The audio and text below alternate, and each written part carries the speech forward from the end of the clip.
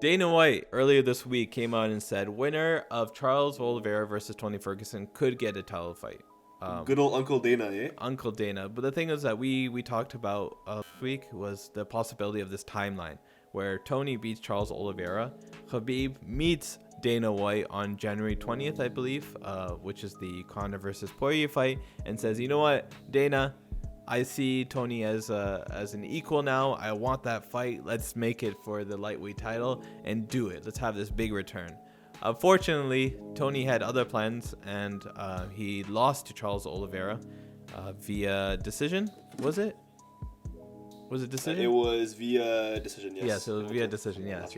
Though the reason why it's kind of hard to remember is because all I have in my mind is that armbar where Charles Oliveira took his arm, bent it, and then readjusted and bent it even further. So the situation is Tony Ferguson is gone on a 2-fight losing streak now. He's got a lot to reevaluate. During the fight, I felt like Tony really didn't do anything. His arm was broken. His arm was broken. He couldn't do anything. Listen. Show respect, okay? Don't make fun I of have Tony respect, man. I have respect, no bro. respect. I have respect, man. He got control the whole time. He didn't create any offense. Yeah. It was not fun to watch, you know. So, the way that he fought that fight reminded me of previous Tony Ferguson fights where he takes his time. He's not necessarily the fastest starter. He has like an incline where he gets better after every single round. The problem is that he just let Charles Oliveira do things that Charles Oliveira shouldn't have been doing to him. Charles Oliveira used the just engaging strategy where he just stayed outside, low kicks, calf kicks over and over again to slow down Tony Ferguson. But the thing that he did different was that once he got the body lock, he very easily just picked him up and put him onto the mat. And he kept full mounting him too, over and over again. So he couldn't do anything with it. So Tony Ferguson was on the ground, wasn't very active. He would get into these awkward north-south positions and would get stacked. I think maybe he was trying to do some sort of submission, maybe transition to like an omoplata. I don't know, maybe a triangle. He was going for a triangle, but then it's very hard. It's very hard to get a high-level, world-class jiu-jitsu player to fall into a triangle because there's easy ways to avoid it and to sense that it's coming. Usually the people that get stuck in triangles are ones that are not the greatest at grappling. So I don't think Tony Ferguson wouldn't understand that. Like, he's not gonna go for a triangle as his main thing. I saw that he went for a Dars from the bottom, but overall he really struggled. He really struggled for in terms of trying to be active on the bottom, stop any transitions. Charles Oliveira got mounts pretty easily. It didn't take him that long.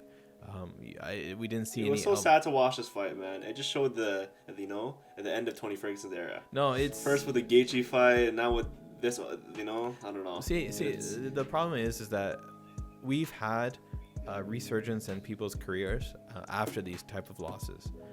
The only difference is that these resurgence are usually at heavier weights, right? So and younger. No, yeah. So no, that's what I'm referring to. So older guys having resurgences at older ages. At higher weight classes happen more often, right? So you have guys at heavyweight like Andrei Arlovsky that had a great comeback. You had guys like Dan Henderson that had great comebacks, right? But the problem is that these guys are a lot bigger, a lot heavier. I think Tony Ferguson is completely capable of doing that. It just seemed like what Khabib kind of said was that Tony Ferguson after that Gaethje fight was not the same and won't be the same. It's very, very difficult to assess Tony Ferguson just off these two fights. But from what history tells us, it kind of looks like he's on a decline now. It's either that or he has to just go back and take some time off and figure out what he wants to do. I know that, or change his whole training method too. Yeah. Like, he doesn't have too many coaches. He was talking about to the coaches, and he was saying that he doesn't have coaches. He has trainers.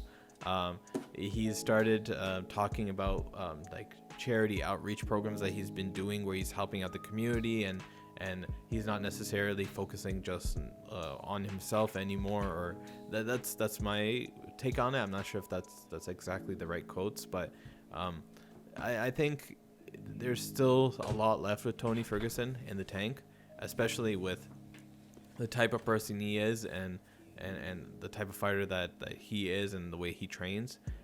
I think he just needs to take a little bit of time off.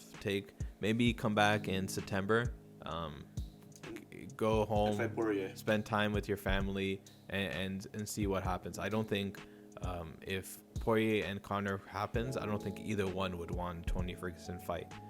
After that, they wouldn't say, "Oh, I want to fight Tony Ferguson. Tony Ferguson gonna be my first defense." I don't think there's enough there, especially after 2 losses.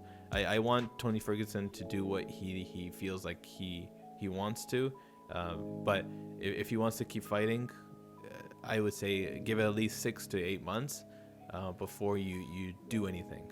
And I think Tony should retire. Yeah, it's not up to you to decide, unfortunately.